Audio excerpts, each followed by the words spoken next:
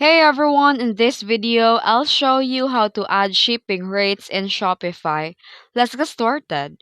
First, log into your dashboard on Shopify. Next, click Settings at the bottom left corner of the screen.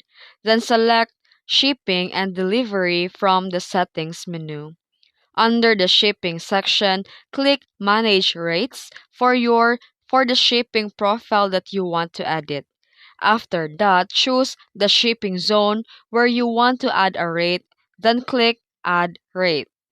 Now enter the shipping rate name, set the price, and choose whether it's a flat rate or based on order price or weight. Once you're done, click Save to apply the new shipping rate to your store. And that's it. That's how you add a shipping rates in Shopify. If this video helped you, don't forget to like and subscribe for more tutorials. Thanks for watching.